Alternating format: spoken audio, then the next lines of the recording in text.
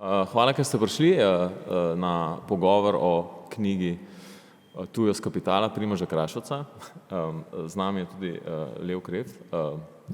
Jaz sem Marko Bar, ki bom vodil ta pogovor.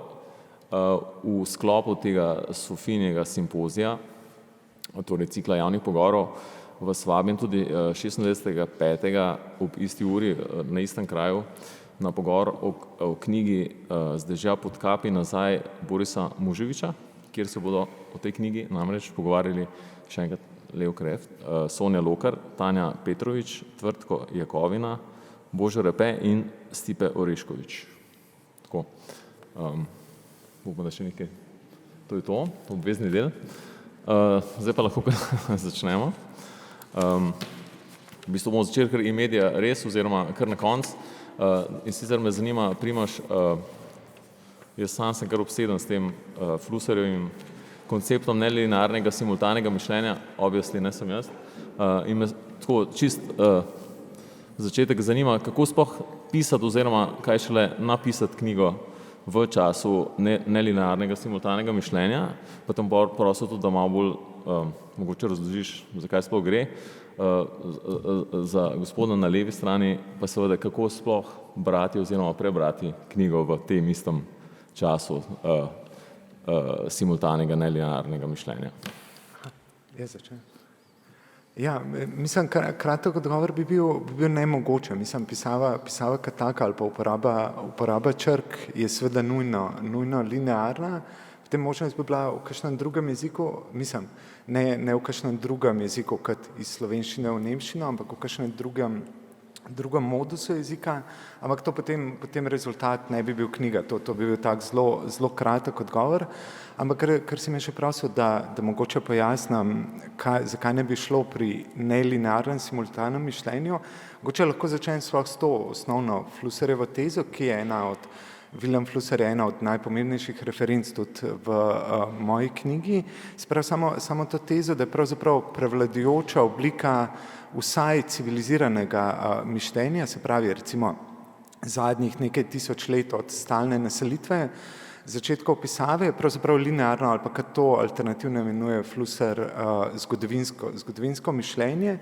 Se pravi, gre preprosto za to na čisto elementarni, recimo biološki ali pa fiziološki ravni, da čisto kot vrsta za sporazumevanje, tako kot številne druge živalske vrste, uporabljamo bolj ali manj artikulirane glasove. Zdaj pri človeški vrsti je dodatek še to, da lahko govorimo o stvareh, ki se nam ne dogajajo neposredno, ali pa v nekih situacijah, ali pa stvareh, ki se sploh niso zgodile nam, lahko poročamo o nečem, kar nam je kdo poročal in tako naprej. To so vse posebnosti človeškega jezika, ampak čisto na tehnični ravni, ker se pogovarjamo z artikuliranimi glasovi, se pravi spuščamo glas ko sapnik in ga moduliramo z glasilkami, ne moramo ne komunicirati linearno, se pravi zvoki si vedno sledijo ali pa glasovi si vedno sledijo v nekem urejenem sosledju in iz tega razbiramo pomen in tako naprej. Zdaj zanimiva, to je neka in potem to se še utrdi s pisavo oziroma bolj natančno ne s kakršnokoli s pisavo, ampak z uporabo črk. Se pravi, ker črke zapisujejo glasove, se pravi te osnovne gradnike govornega jezika in ravno tako urejenem ali pa v še bolj urejenem discipliniranem sosledju, se pravi pisanje s črkami še povratno ali pa retroaktivno disciplinira tudi govorjeni jezik, se pravi še utrdi to linearnost mišljenja in zdaj recimo primere za to dominantnost linearnega mišljenja lahko najdemo kjerkoli, od vsakdanjega mišljenja do znanstvenega ali pa logičnega ali pa filozofskega mišljenja, ker vedno sklepamo iz nečesa na nekaj, se pravi imamo premiso, iz tega izpeljemo sklep, se pravi osnovni potek je linearen, gre za proces, se pravi. Ali pa če vzamemo katerokoli vedo, recimo, če greste na psihoterapijo, vas najprej sprašujejo, kaj se je zgodilo v otroštvu, kakšne travme in tako naprej in po tega se izpelje spet linearno neke težave ali pa simptome ali pa nevroze, ki jih imate v sedanjosti, enako ali pa v drugih institucionalnih kontekstih, recimo, če ste v policijski obravnavi, upam, da niste, ampak če ste, recimo, se sprašujejo o vašem motivu, recimo motiv v kombinaciji s priložnosti vas je napeljal, se pravi spet neka linearna logika, neko izpeljevanje, se pravi najprej imamo motiv, ko motiv sreča priložnost, iz tega sledi ali pa iz tega detektivi ali pa kriminalisti izpeljejo zločinsko dejanje, se pravi v katerikoli institucionalni ali pa intelektualni situaciji ali pa čisto v vsakdanjem življenju, vedno razmišljamo linearno, vedno sklepamo ali čisto kronološko v času ali pa abstraktno logično iz nečesa, kar je prej. Se pravi, v enakem tehnično gledano gre za enako zaporedje, kot postavljamo črke, recimo in sestavljamo besede in potem sestavljamo besede v stavke, v vrstice, v knjige in tako naprej, ko pišemo. In tukaj ne gre samo za linearno, ampak za urejeno zaporedje, se pravi, ne moramo naključno premešati besed, ne da bi izgubili pomen ali govorjenega jezika ali pa pisave. In zdaj Flusserjeva teza je, da ko pisava ali pa uporaba črk ni več dominantni medij, ali pa mogoče še korak nazaj, da medijska tehnologija ni nevtralna v smislu, da se naše mišljenje oblikuje neodvisno od medijskih tehnologij, ki jih uporabljamo, ampak da nasprotno te določajo mišljenje, se pravi, prevlada pisave določa to, da svet, družba in tako naprej vidimo zgodovinsko kot potek ali pa kot proces, se pravi, da tudi zgodovinarji, ne samo logiki ali pa psihologi ali pa policisti, tudi sklepajo linearno, se pravi, nekaj v preteklosti je povzročilo nekaj v sedanjosti ali pa v bližnji preteklosti, to bi bilo recimo na kratko zgodovinsko mišljenje in to je povezan z dominacijo pisave kot medijske tehnologije. Zdaj Flusserjeva teza je, da na neki točki zelo skrajšano pa poenostavljeno rečeno, na neki točki številke ali pa matematični znaki ali pa da se matematični jezik emancipira od alfanumerične kode, se pravi abecede, ki vključuje tako črke kot številke, ampak pod dominacijo črk, se pravi, kjer črke vladajo številkam, se pravi, se emancipira, pobegne in začne delovati po svoje, ampak ne v smislu, čeprav se tudi to dogaja, da bi vedno več ljudi se ukvarjali z matematiko, obvladali matematične jezike, ampak deluje utelešeno v računalnikih, se pravi, računalniški kodi delujejo emancipirane ali pa pobegle številke, kar potem začne oblikovati drugačne načine mišljenja, ki bi bili pa bolj simultani ali pa hkratni. Mogoče toliko za začetek, da ne bom predolg, verjetno se še vrnemo k temu. Ja, dobro, jaz nimam težav z tradicionalnim branjem, ker sem pač šolan v branju. Če vam dam samo primer, ko sem se vpisal na faks, smo pri doktorju Božidarju Debenjaku prve 3 mesece pa ubrali eno stavek, neprestano. To je pač način, bi rekel, ki seže tja nazaj do teh latino-grških komentatorjev in podobnih načinov interpretiranja. Ampak seveda danes tega skoraj da ni več in tisti, ki se bodo lotili resnega ukvarjanja s humanističnimi vedami in filozofijo, se bodo morali tega priučiti pač v kasnejših letih, ne že v osnovni šoli pa gimnaziji. Bo pa to pri strokovnjakih gotovo ostalo pomembno. Drugače pa tisto, kar je bilo jasno vidno, je bilo potem konec 70. let ta obrat iz literarnega dojemanja sveta, ki ga je tudi filozofija podpirala, ker je razumela svet literarno, v vizualnega. To je bilo zelo izrazit prevrat in to je tudi vir debele knjige Martina Džeja o zaničevanju očesa in vizualnega v filozofiji, zlasti francoski, ki je ta obrat spremljala z velikim nasprotovanjem in zaničevanjem, se bojevala za tekst, kar je seveda bilo izgubljeno in da je izgubljeno se vidi tudi čisto konkretno pri mojih predavanjih, ki so bila včasih seveda klasično besedilno naravnana, se je zdaj projekcija, ki je bila na začetku samo nadomestek za diapozitive, računalniška projekcija se je spremenila tako zelo in je tako pomembna, da so moja predavanja samo še podnapisi. Mislim, glede na to, čemu ljudje sledijo. Tako da to, kot rečeno, to, kar je v knjigi še imenitno razloženo in pojasnjeno na neki teoretski ravni, seveda drži. Ne kaže pa vendarle pozabiti, tudi Jay s tem začenja, ne, da je to sovraštvo do vizualnega, to nasprotovanje vizualnemu kot površnemu, tudi samo malce površno, kajti med teorijo in teatrom je vedno skupno izhodišče in obe pravzaprav nekaj uprizarjata, ne, teater in teorija, tako da v tem smislu ni treba biti prestrog do vizualnega mišljenja, češ da je bolj površno, kot je tekstualno, ki je linearno. Ne. Ti na koncu svoje knjige, Primož, spregovoriš o tej, kot ti rečeš, realni subsumpciji avtorskega pisanja. Me zanima, če bi še tem kaj povedal, ali ne. Skratka, čisto kako se knjiga,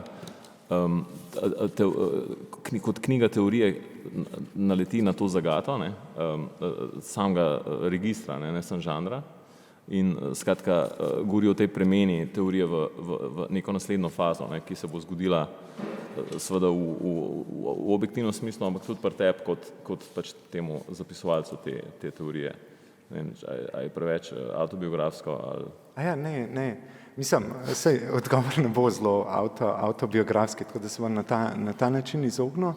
Ampak mislim, da sama linearnost zapisovanja ali pa linearnost uporabe črk, mislim, da se ne pokaže šele zdaj ali pa v 21. stoletju kot problem za teorijo. Recimo, če dam samo klasičen primer, ki ga naključno dobro poznam, verjetno bi se dal najti še kakšne, ampak to je ta problem ali pa vprašanje, mislim, da zadnjih 150 let zelo intenzivnih polemik glede Marxove metode, ker Marx ni nikoli napisal teksta o metodi in potem so različne rekonstrukcije in to res zgodovina marksizma je vsaj še ima to usporedno zgodovino razprav o Marxovi metodi, se pravi ni tega teksta o metodi in potem so različne rekonstrukcije, ki poskušajo sploh iz Kapitala, te velike Marksove knjige, rekonstruirati, kakšna je pravzaprav metoda in zdaj saj meni recimo najzanimivejše izmed teh razprav grejo ravno v tej smeri, da pravzaprav Marksova zagata kar velika, recimo predvidevam, da se zelo veliko ljudem ne da več oziroma ni prav velikega razloga, da bi se s tem ukvarjali, tako da mogoče samo, če zelo na hitro orišem,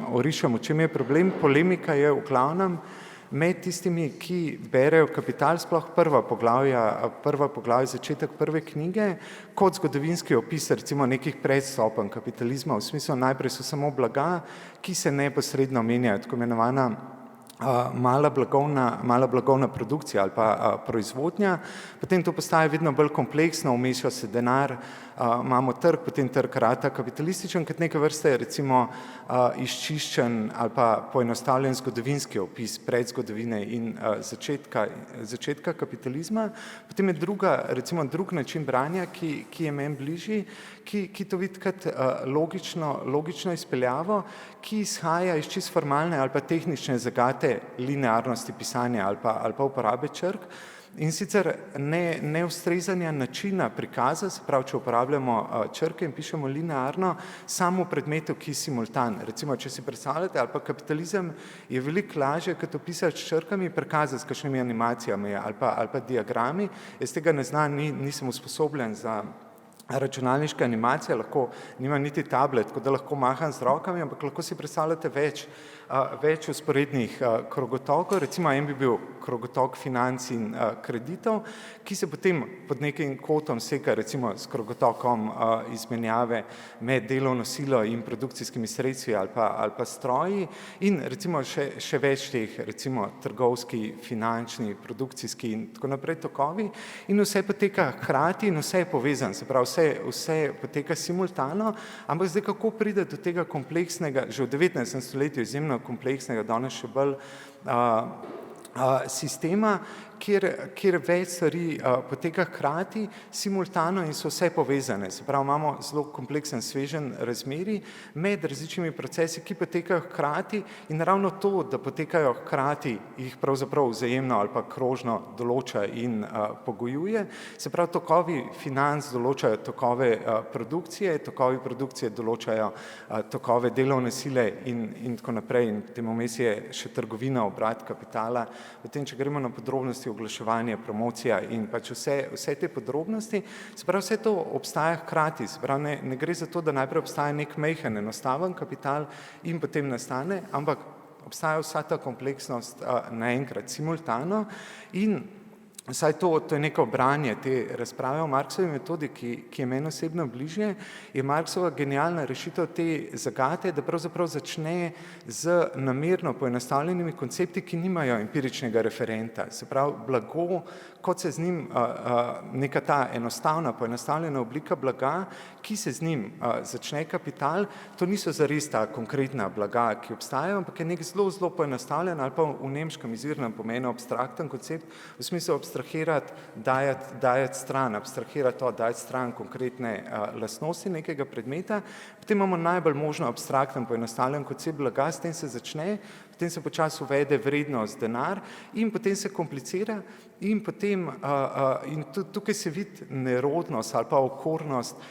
linearnega pisanja teorije, ker potem so potrebne 3000 strani, o katerih še zdaj potekajo polemike, a jih je Engels sploh prav uredil, a jih je kdorkoli sploh kdaj pravilno prebral pa razumel, potem se vidi awkwardness linearnega pisanja, vse prej kot nekaj jasnega, nedvoumnega in razumljivega pride potem po 3000 straneh, tako notorično, zelo glasno, težek in naporen in konfuzen tekst, ampak še vedno se mi zdi to, glede na tehnične omejitve linearnega pisanja, še vedno genialna rešitev.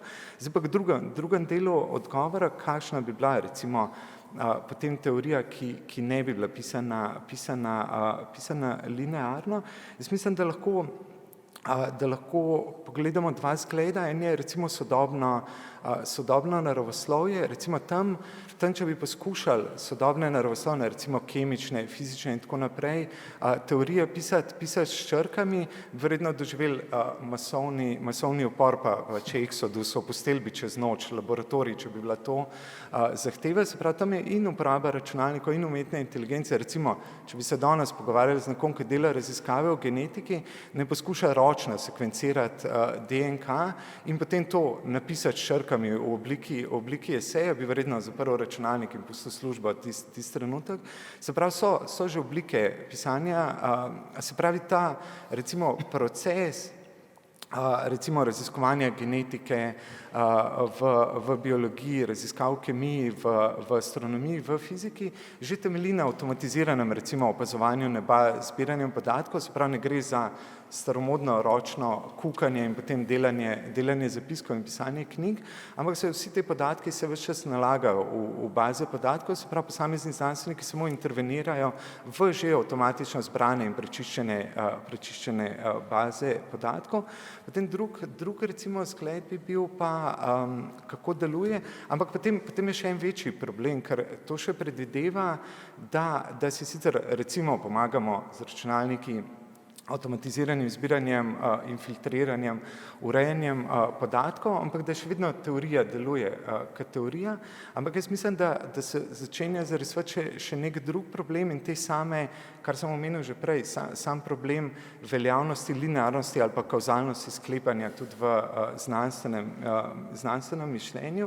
Mislim, da se tukaj zdaj večina teoretskih reakcij na to, na ta razvoj recimo bolj simultanih oblik sklepanja ali pa mišljenja, je predvidljivo reaktivnih, predvidljivo negativnih, recimo, zdaj imam blank, pa se ne spomnim imena, ampak se me boš takoj spomnil, Štiglerja, nemški, hotel sem reči ta Francoz z nemško zvenečim priimkom, ki je bil v zaporu.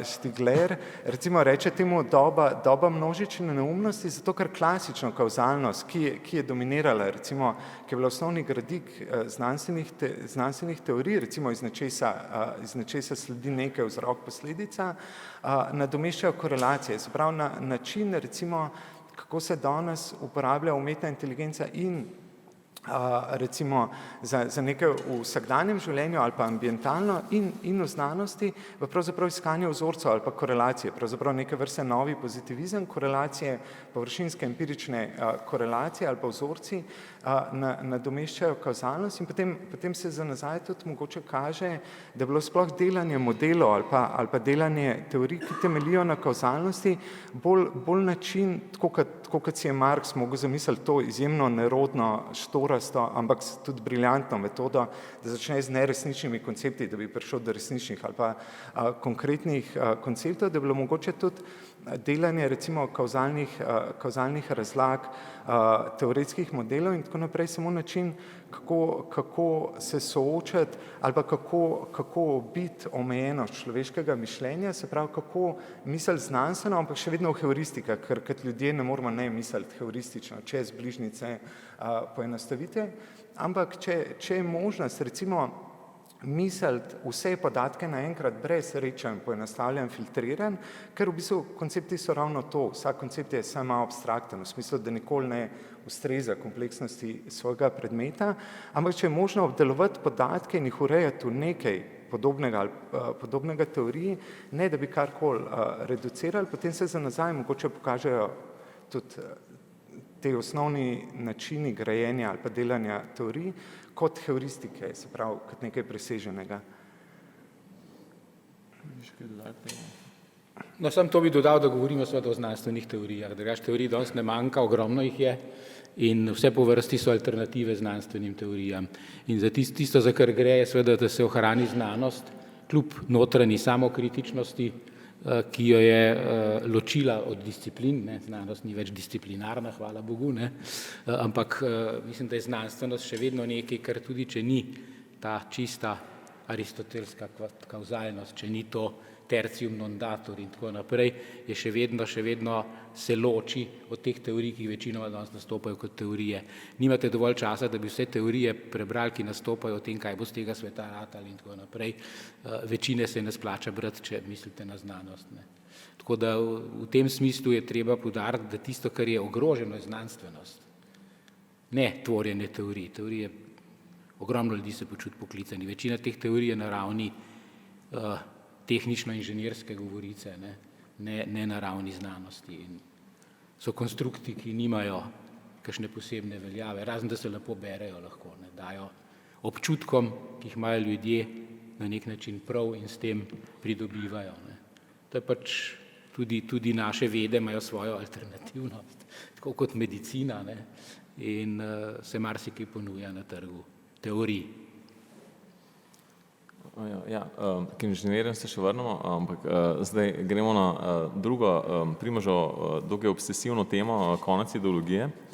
Tako bi človek rekel, da se je ideologija sploh v času zadnje vlade izrazito nekako imela ta veliki comeback in je prišlo do te neke levo-desne, praktično čilske polarizacije ali pa slovenske, no, se ne rabimo čila v to not metati. Kot vem, v bistvu si se že pred tem dveletnim mandatom si se nekako tudi že spet ne vračal k Althusserju, ampak tudi ne bom rekel, da sem mu dal še eno šanso, obviously, je ne rab v tebe, ampak si se s tem tudi ukvarjal zaradi definicije same ideologije, ne, imela so tudi veliko pogovorov o tem, koliko je ideologija sama sploh stvar prepričanja, koliko je stvar kombinirane, rekombinirane permutacije. V tem smislu se mi zdi ta zdaj že bivši predsednik vlade ali pa odhajajoči predsednik vlade Janez Janša zelo zanimiv, ne, v smislu te popolne nedoslednosti oziroma popolne neprisile tega, da bi bil kakorkoli dosleden. Ne. Kar seveda nas vrne na ta znamenit citat Deleuze in Guattarija v tem kao protimarksistični citat, ne, ali pa da v bistvu, da ni še nikogar nikoli protislovju ubil, ne. Potem imamo pa še to ta Nietzschejev ponarodeli rek, da tako rečem, kar te pač ne ubije, te ukrepi, ne. In v tem smislu bi rekel še za Janšo, da je tudi, ne vem, po vsem šitu, ki je bil storjen v tem mandatu, je nekaj vsem dobil kar neverjetno število glasov, ne, odstotkovno gledan in je v bistvu na nek način tako indestructible, ne. Tako da zdaj, če smo pri tej ideologiji, skratka, kaj sploh je levo, desno, v okviru tujosti kapitala, ne, to bi bilo vprašanje, ne, sploh v navezavi na samo spremno besedo Vincenta Leeja, ki v bistvu recimo govori o enem čist drugi polarizaciji, ne govori o partizanih pa domobrancih ali pa govori o neki novi obliki partizanov domobrancev, torej tako imenovanih zemljistih pa kozmistih, ne, torej vojno med zagovorniki razvijanja umetne inteligence in tistimi, ki pač trdijo, da je to konec človeštva in se pa na vsak način vse pred tega borijo proti temu, ne, potem vojna med tema dvema, ne, pozicijama. Ja, zdaj mogoče, če začne na koncu, pa grem pol proti začetku vprašanja. Jaz mislim, da delitev levo-desno mogoče bi bile danes dve variacije tistega, kar Nick Land imenuje človeški varnostni sistem, se pravi odvračanje kapitalizma ali pa se pravi ena verzija, recimo ali pa tisti, kar se v Kozmopolisu, tako v filmu kot v knjigi, imenuje odvračanje prihodnosti, se pravi, je ta znamenit prizor, mislim, da v filmu je še boljši, ker se vosta bogataš z limuzino in ima to theory officer, ne vem, kako bi to prevedel, ne vem, kako je v slovenski verziji, se pravi, ampak ima neko kot teoretsko svetovalko, neko humanistično intelektualko in potem se pogovarjata o teoretskih vprašanjih in se ravno zapeljeta čez nek Occupy protest, tudi film je bil, mislim, da posnet leto po Occupyju in potem zanima tega milijarderja, kaj počnejo ti protesti in odgovor te theory officerke je, da poskušajo zaustaviti prihodnost, da prihodnost postaja vedno bolj vsiljiva. Saj meni je to en tako najmočnejših stavkov in prizorov v filmu. Tako da v tem smislu varnostni sistem se pravi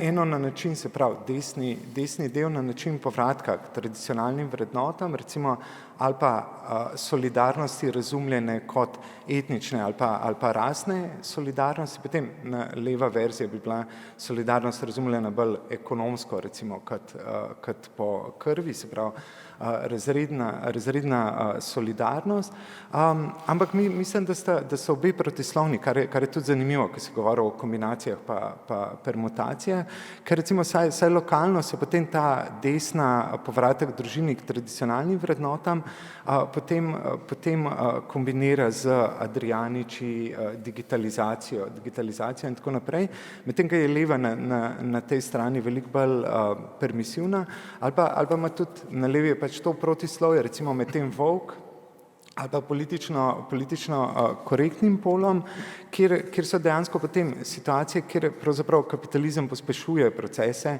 ali pa je saj prijazen do procesov, ki bi recimo ustrezali Vogue politiki, recimo kapital bi bil prej za odprte meje, kot recimo katerekoli verzije varnostnih sistemov ali pa za popolnoma proste migracije, medtem ko se ponavadi delavski razred iz očitnih razlogov je bolj skeptičen do prostih migracij in podobno, se pravi, potem nastajajo te neke permutacije ali pa ta neka protislovja in bežanje. Potem recimo del levice preide na desno, mislim, da je bilo to okrog 2015, se pravi vidijo, da za te recimo antimigrantske sentimente ali pa recimo cel ta proticepilsko gibanje, mislim, da je to vse postavljalo na novo, mislim, da baza levice je bila več ali manj anticepilska, samo Vogue vrhuška je bila procepilska, medtem ko je desna vlada dosledno zagovarjala cepljenje spet proti svoji bazi. Potem so bile pravzaprav v bazi recimo enotni, ampak vodci pa tudi enotni, čeprav sta nasprotna politična pola.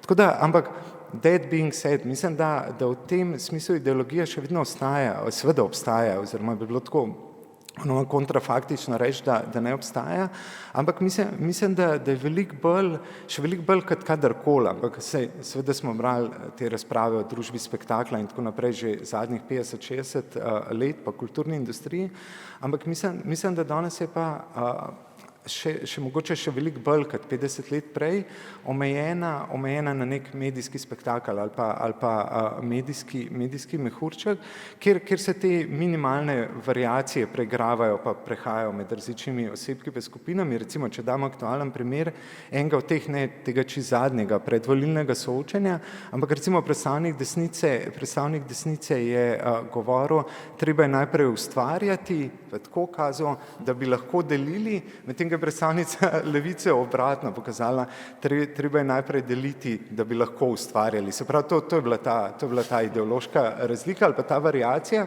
in to se nisem zares štel tako, ampak mogoče bom kdaj pogledal na MMC posnetek vršil, ampak mislim, da je 6-krat, 7-krat se je ta krog ponovil v recimo pol ure oddaje, tako da so te neke minimalne variacije pa preskoki, ampak mislim, da bolj v okviru nečesa, kar bolj postaja podobno resničnostnemu šovu, se pravi v smislu, da so nastopajoči, ki imajo svoje navijače in potem te vsebine lahko preidejo, lahko bi recimo naslednji dan, se pravi, da gre bolj za neko mobilizacijo tribalnosti ali pa saj simulacije tribalne pripadnosti, ker naslednji dan bi bile lahko teze obrnjene, recimo bi lahko levica najprej ustvarjala, da bi potem delila in obratno in se te tribalne afinitete ne bi zamenjale.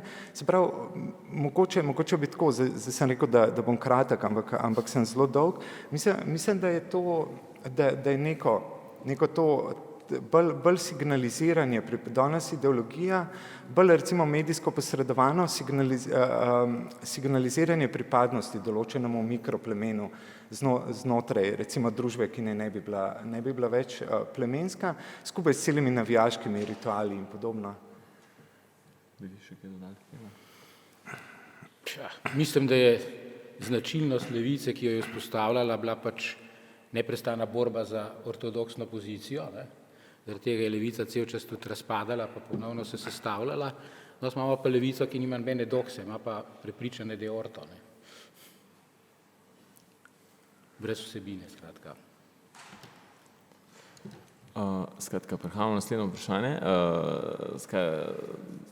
Tale Kolaričev znamenit citat, da se bodisi rodimo kot Aristotelovci ali platonisti, bi bil nekak izhodišče tega, kar me tudi spomne vedno na to korespondenco med Adornom pa Walterjem Benjaminom. Spomnim se, da enkrat Leo tudi govoril tam v podhodu Cankarjevega v tej knjigi, kjer se on da pogovarjata, ker basically Benjamin prosi Adorno, da mu objavi tisti tekst, Adorno po tej svoji neki doksi mogoče ustraja tem, da ni šansi, da ga ne zanima, če rabi denar. No in s tem povezan koncept alegoričnega realizma, ki konec koncev, mislim, kakor vem, ni Benjaminov, ampak se ga pripenja Benjaminu zaradi ukvarjanja z alegorijo, seveda je v bistvu mogoče povezan s to korespondenco ravno zato, kako se spomnim, se pogovarjate o tekstu, ki je nekako začenjal same pasaže, torej arkade, torej ta obsesija spet Benjaminova z moderno oziroma z Baudelaireom, ki je bil ta avatar moderne zanka.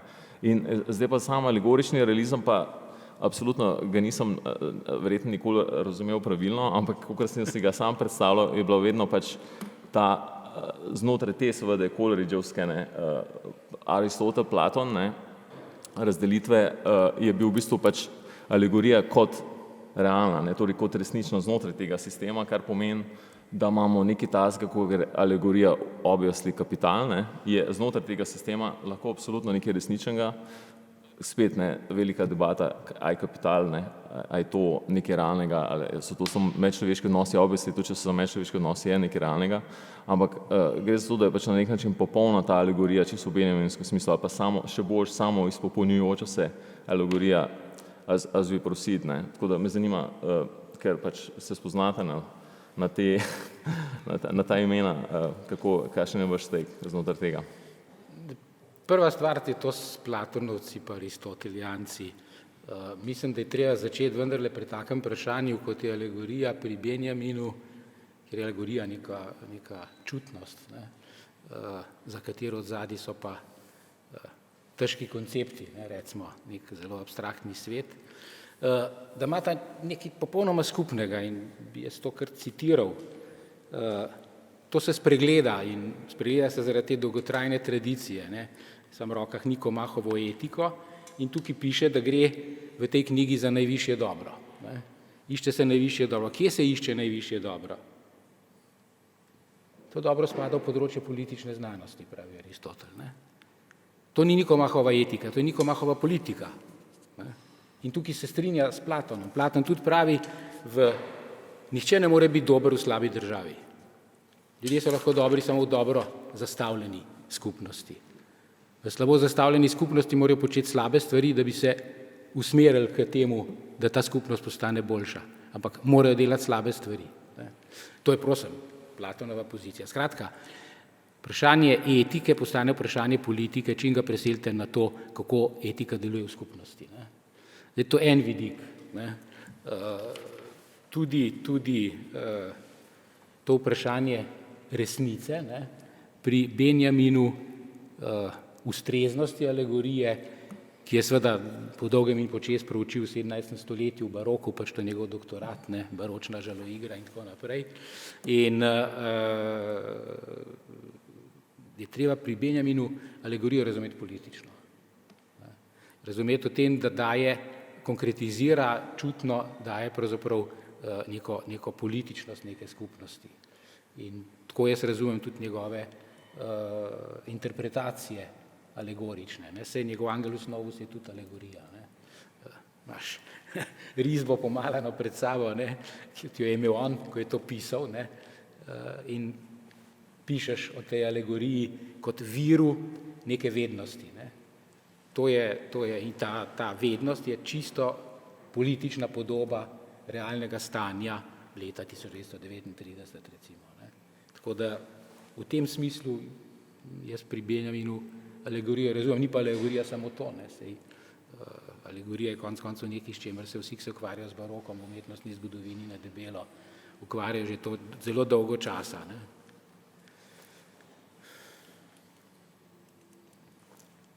Še kaj se bo dotle? Ne. Zdaj pa nazaj k avtobiografskim delom, malo se hecam, ampak skratka, ker se spremljajo poznava, vem, da je velik fan black metala, sej domnevam, da ga še vedno poslušaš. Kar me seveda spomni na Marksa, ampak ne katerega koli, ampak Marksa mladega pesnika, ne, ki je pisal najrazličnejše verze in med drugim je tudi en tak res black metalski in sicer je takole: mi, opice hladnega boga. Tu ti verjetno lahko potrdiš, da je to black metal. Ja. Ja, ok. Zdaj pa, spomnim se enkrat, da mi je Gorazd Kocijančič priporočil eno knjigo Paula Johnsona, imenovana Intellectuals, in je v bistvu zelo duhovita v tem smislu, da je to nekakšno tako konzervativno, da, če ne bi celo rekel tako reakcionarno obrekovanje znanih intelektualcev, pa tako, kar širokega spektra, niti ni tako, da se bi se zdaj omejil vsem na levičarje, ki jih očitno pač ne mara preveč. Torej obdruje, ne vem, Tolstoja, Sartra, tudi Bernarda Russella se spomnim, mislim, da je tako najbolj zaderčen do Brehta, ampak Brecht je bil res kar asshole, saj sodeč po tej biografiji. In skratka, tudi za Marksa samega zapiše, da je bil predvsem pesnik, novinar in moralist, ampak na način pač, da ni bil nič drugega kot pesnik, novinar in moralist. In potem nekako zapiše tako, da je vsa ta njegova vizija, torej tudi samega kapitala, ne, je v bistvu neka apokaliptična vizija gromozanske neizogibne katastrofe, ki je tudi vselej eshatološka. Ne. In me zanima, glede na ta tvoj take na kapital pa tako naprej, ne, in mimogrede si tudi diplomirani novinar in tudi, mislim, morala ti ni čist, konec koncev najno hrjasov temelji na moralni ali moralistični osnovi, ne čist točen. Me zanima ta korespondenca med tem Marksom ali pa to vrstnim Marksom in tvojim početjem in delom. Ja, zdaj, mogoče pa najprej začel s tem verzom, v bistvu ga nisem prepoznal, niti ne vem, iz katerega Marksovega dela ali pa katere pesmi, je pa zelo black metalovski in zelo fascinanten. Ampak mislim, da je ravno v tem, da je tak black metalovski, tak zelo temačen, je v bistvu malo nasprotil z mladim Marksom. Jaz mislim, da vedno, recimo estetska spet ne bom pogreval, tisti, ki jih to zanima, pa predvidevam, da to ni ravno veliko ljudi na svetu, ki jih to zanima, te razprave, mladi Marks, stari Marks, nasprotja ali kontinuiteta, zgodovina humanističnega marksizma in podobno.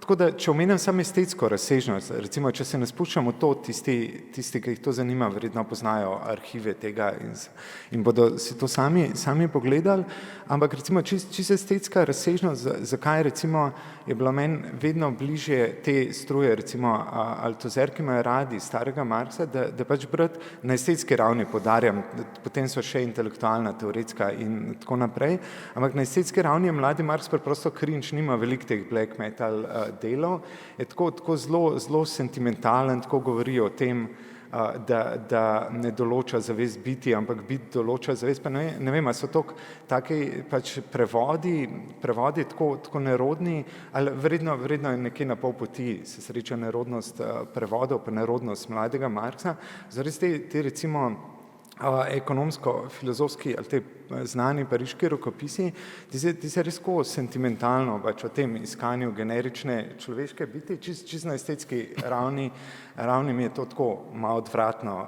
iskreno, recimo take stvari brati. In mislim, da je bila to motivacija še pred intelektualno, recimo se bolj ukvarjati starim ali pa zrelim Marxom, ampak recimo, če z te perspektive tudi pogledam, recimo Marxov intelektualni trajektoriji, recimo, če smo zelo izrazito linearni v razmišljanju, potem mislim, da se je čisto, kar se tiče stila ali pa estetike pisanja, ves čas boril proti tej lastni, da je bilo tudi njemu neroden, pač tako kot da bi imel neke pesmi objavljene v reviji Mladi Poljanec in potem se celo življenje boriš proti tem. Ne, kar je še hujše, nekateri ljudje so na to ponosni, se niti ne vidijo tega kot problem, pa se ne borijo, ampak recimo Marx je bil toliko občutljiv, da je to prepoznal kasneje kot nekaj potencialno sramotnega in se tudi na ravni stila se mi zdi boril, tako v smislu in strogosti, včasih mogoče kar celo ciničnosti ali pa saj indiferentnosti, včasih celo strastne fascinacije, recimo, če beremo Kapital politično, saj poskušamo biti politično neobremenjeni,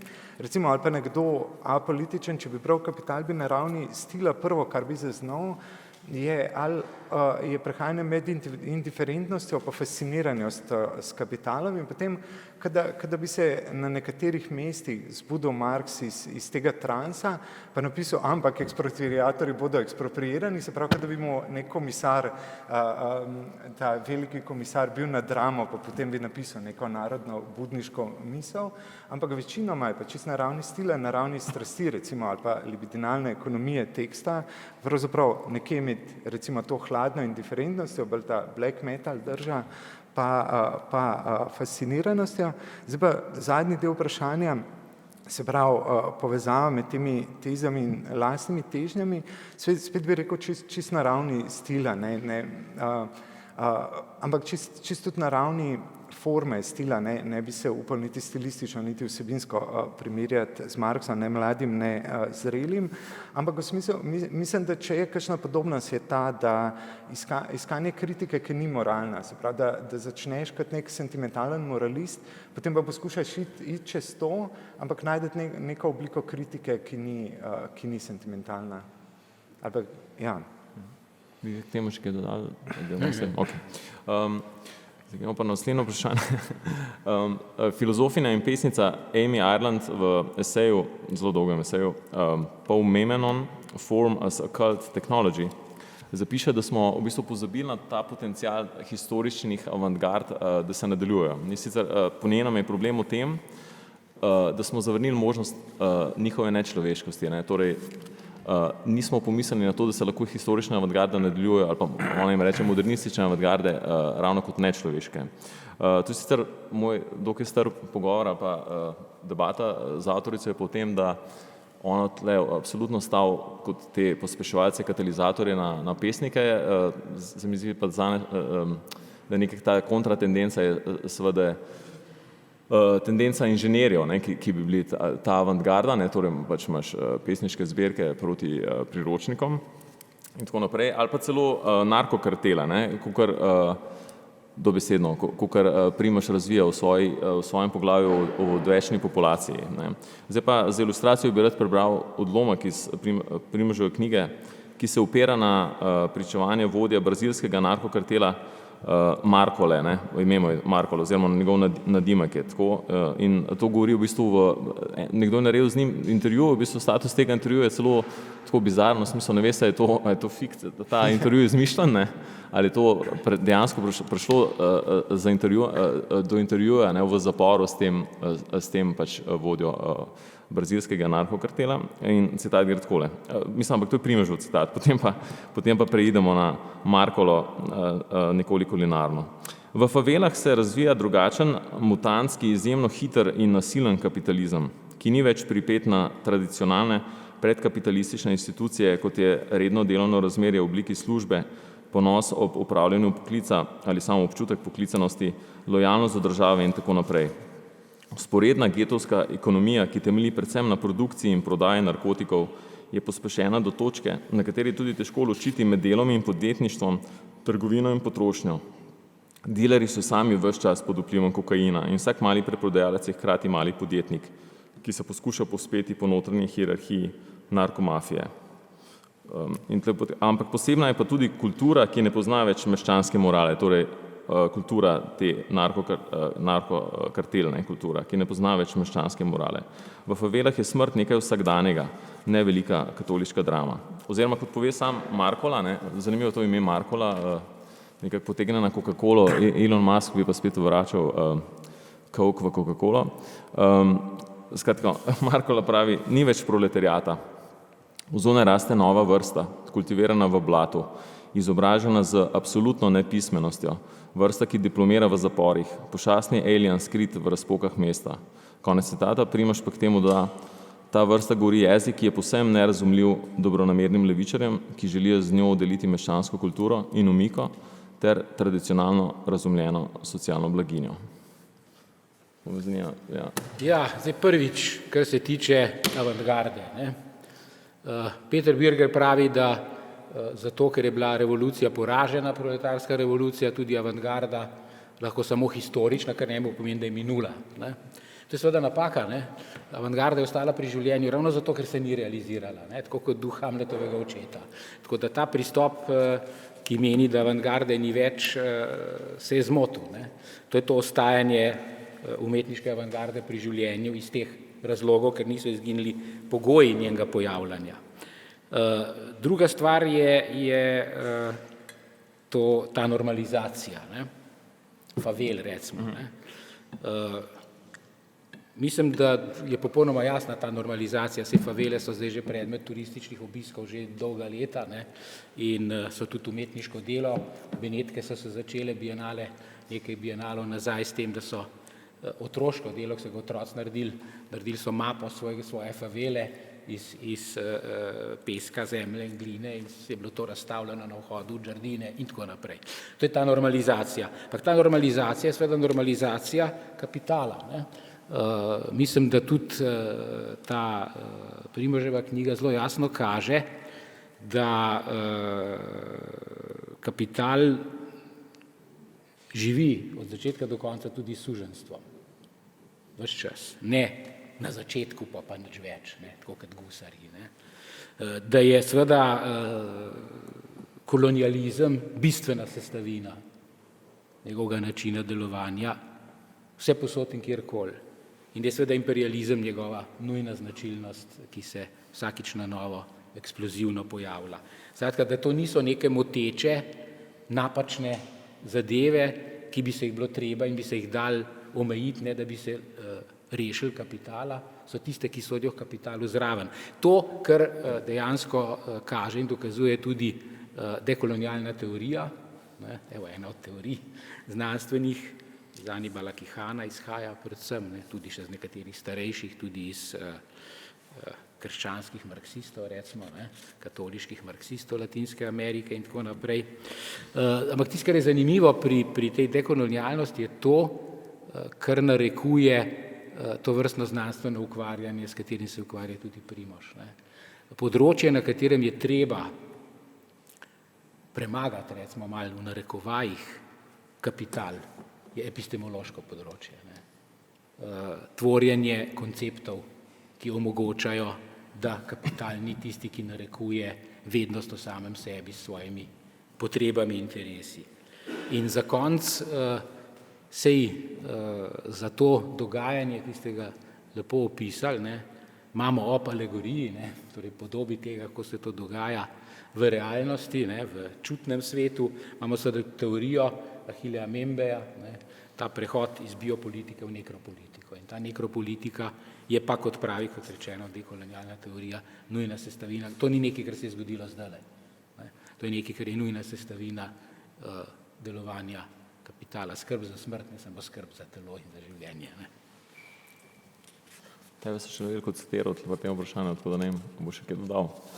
Mislim, mogoče samo tako mehno korekcijo, ker korekture za knjigo so že mimo, ampak zadnji smo imeli na radiju eno oddajo o tehnofeudalizmu in potem je bilo končno vprašanje je bilo, ker res ne verjamem zares, da je Google tehnofeudalizem in potem je zadnje vprašanje novinarke je bilo, kaj pa je potem danes feudalističnega, če to nista Google in Facebook.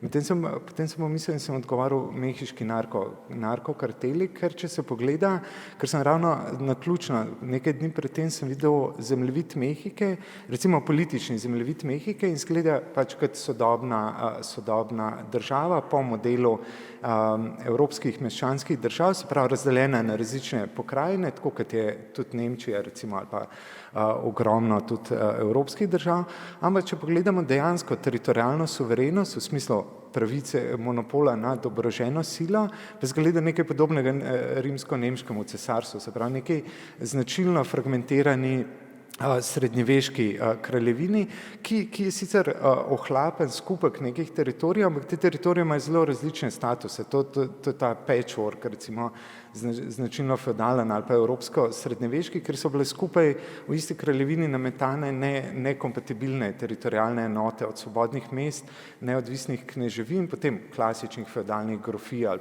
pa vojvodin in še razne inovacije ali pa še kaj vmes ali pa še kakšen Vatikan in podobno. Se pravi, in Mehika je, če gledano z te perspektive, ki je pa ključna recimo za teorijo državne suverenosti, pa tudi ključna za sociologijo, najbolj znanih stavkov v sociologiji je, da pač država definira monopol nad oboroženo silo, ampak recimo za Mehiko to ne veljajo ogromno privatnih vojsk, oziroma vsaj 20 takih, da se umestijo na zemljevid in držijo kontrolo nad svojimi teritoriji, kar popolnoma spremeni kapitalistično dinamiko. Se pravi, v Mehiki sploh, ker tam se ne ukvarjajo s produkcijo, ampak s transportom in logistiko, ampak inovacije so pravzaprav na strani finančnih pa pravnih inovacij, se pravi, predvsem kar se tiče pranja denarja, plasiranja denarja, prenašanja denarja in pa recimo logistika, ampak to so bolj take to so bolj majhne inovacije, se pravi, niso izumili novega načina letalskih motorjev, ampak nove načine, recimo skrivanja, se pravi bolj garažne inovacije, medtem ko sami laboratoriji v Kolumbiji ne delujejo tehnološko zelo drugače, se pravi, ni tega pritiska po tehnoloških izboljšavah, je pa to vse skupaj še vedno vpeto v kapitalistični svetovni trg, tako da se mi zdi tako zelo zanimivo, če kaj neofeudalnega je to, v imaginaciji je to Dune, v realnosti so to mehiški narkokarteli, ne pa Google, no? V smislu, ampak to tudi malo umil moje trditve iz knjige, da je to neka vzporeden kapitalizem. Mislim, je pa ni, no, bolj hibridno.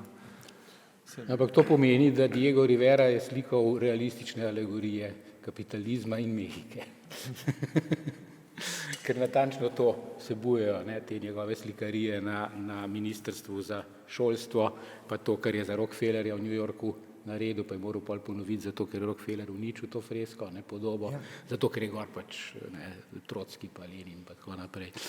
Te podobe pa podobe kapitalistov, ki igrajo poker, in tako naprej. Ampak v Mehiki so recimo to te maquiladore, upam, da sem prav izgovoril, pač te tovarne v posebnih ekonomskih conah, tam bi bil recimo ta hiperkapitalizem, recimo in sodobna ameriška tehnologija in produkcija za izvoz in popolnoma proletarizirane množice, ki hodijo ven pa noter iz teh tovarn, ampak to so množice, ki se na cesti izognejo recimo tem, ki se ukvarjajo s preprodajo in tihotapljenjem narkotikov, da sta dva vzporedna svetova, ker tisti, ki imajo službo, veljajo za civiliste, v smislu se jih ne opletajo v te vojne potem med karteli. Ja, Refno, te ljuba serija, mislim tudi meni, Refnova prestar, da bi umrl mlad, ne itak, ne sicer Brazilija, ne Mehiko postavil kot država prihodnosti, ne, torej vse tisto, kar čaka preostali del sveta, se tam že dogaja. Sicer bi glede Markule dodal še eno komplikacijo, ne, glede na to, kako ima ta nek res zanimiv antikulturen statement, ne, je v bistvu se pa hkrati še vedno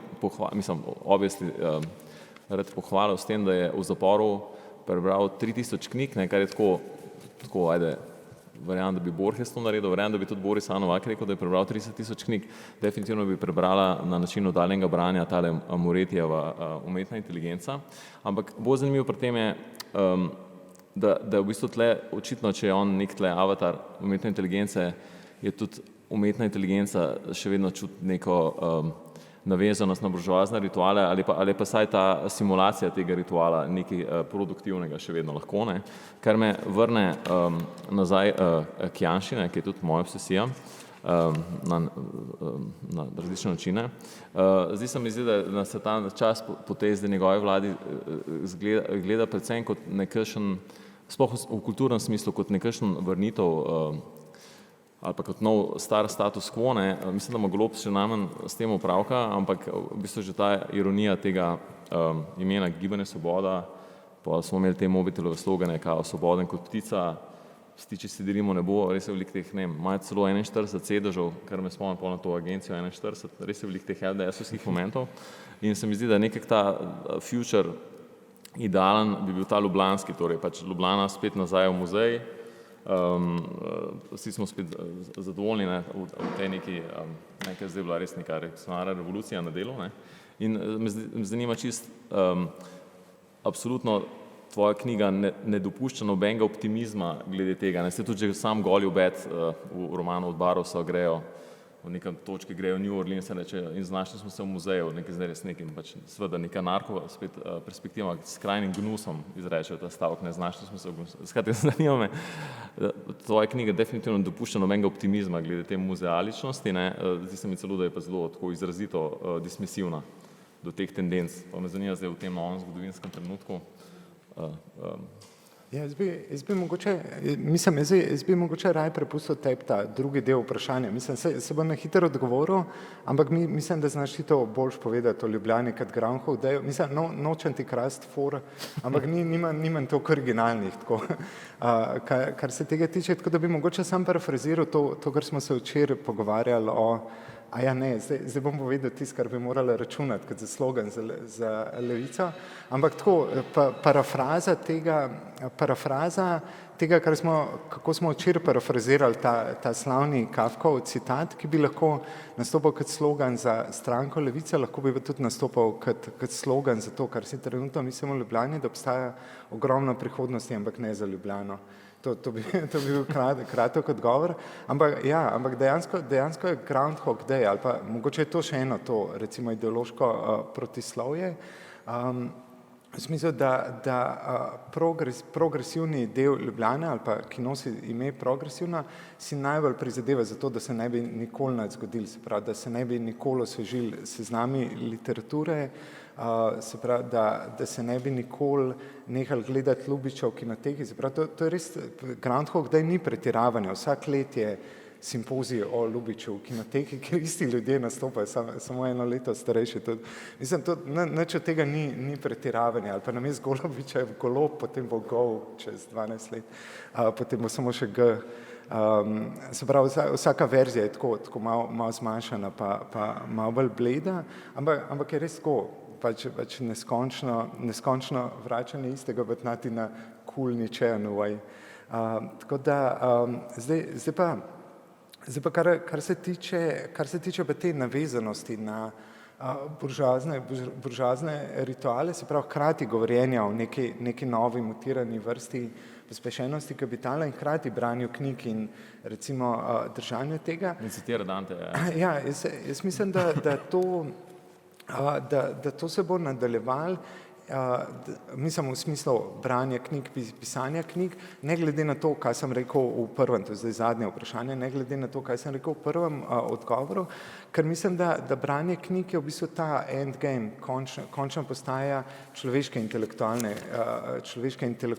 kultivacije. Recimo, če parafraziram še Leroy Gorona, ki reče, da enkrat, ko bodo elektronske naprave začele delovati samostojno, v smislu ne, da ponavljajo program, ampak zares inteligentno, v smislu, da imajo senzor, da imajo zmožnost zaznavanja in potem prilagajanja svojega obnašanja, da takrat ne bo ničesar več za eksternalizacijo. Se pravi, če je tendenca tehnološkega razvoja čez celotno človeško zgodovino, eksternalizacija nečesa, recimo ali giba, ali spomina ali pa programa, kar je bilo prej del človeka, se pravi nek gib, recimo, ki je bil prej met ulice, lok prevzame nase, naprava prevzame ta gib, se pravi, mi samo spustimo to struno ali tetivo in puščica odleti, se pravi, gib naredi lok sam, že pri tako primitivnih napravah ali pa orodjih,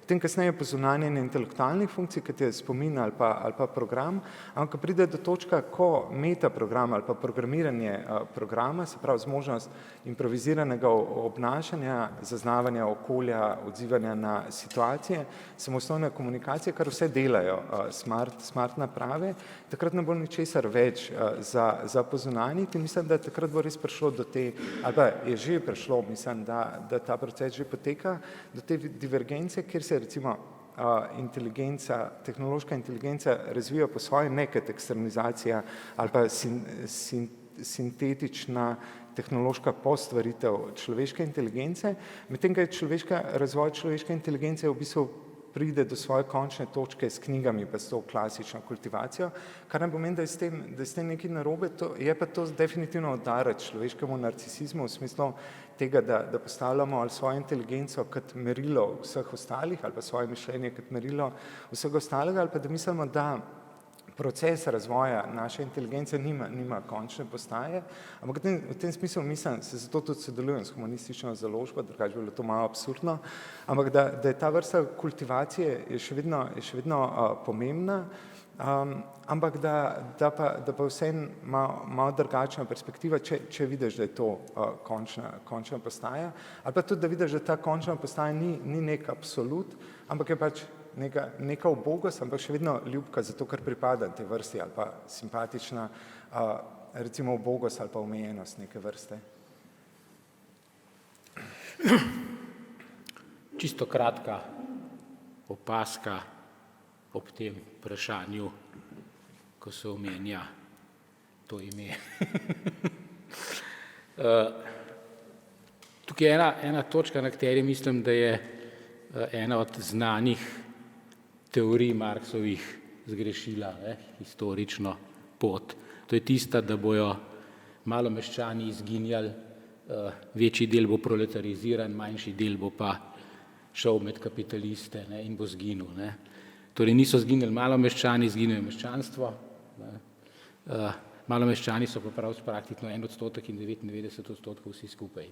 In to je pa tudi karakter tako levice in desnice, obe sta malomeščanski. Zdaj pa je čas, če ima še kakšno vprašanje.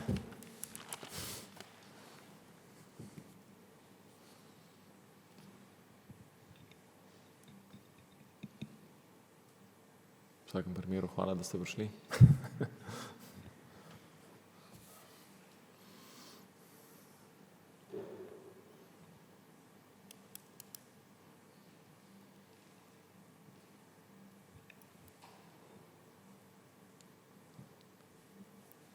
Vedno je težko prebiti let.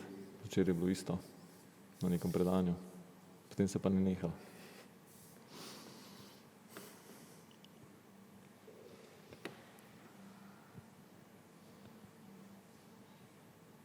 Če ni vprašanja, se vam zahvaljujem, da ste prišli na... To je to. Preberite knjigo, pa se pol spet dobimo.